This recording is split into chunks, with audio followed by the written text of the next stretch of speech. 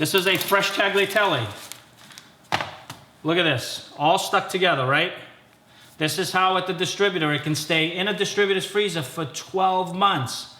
The beauty is that a customer can benefit off using fresh pasta if it is just handled properly. 24 hours is all it requires for this result. And here it is again. I'm smashing it. I'm really overhandling. Nobody's gonna do that, but I'm just trying to give you guys, for video reasons and for training purposes, just kind of an idea on how beautiful fresh pasta. Look at that. Okay, now you have beautiful pasta. I'm actually going to take a portion of this and cook it really fast. Let's do a, let's see here, what do we have here? This is a 4-ounce portion, guys. I'm gonna cook 4 ounces really quickly. I'm gonna saute this in 2 minutes and show you what we're gonna get. We'll be right back.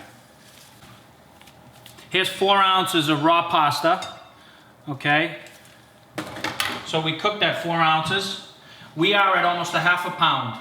Okay, a 4-ounce portion just grew to 7.2 ounces. This is so important, this is crucial. Okay, this is how we show the difference between pre-cooked pasta and fresh pasta. It almost doubled in size.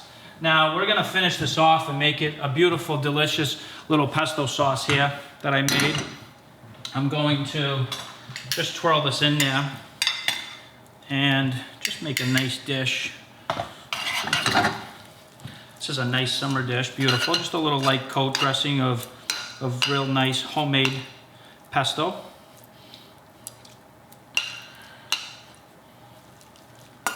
Okay, I'm gonna finish it off with just something a little different here. Get a little poppy seed action.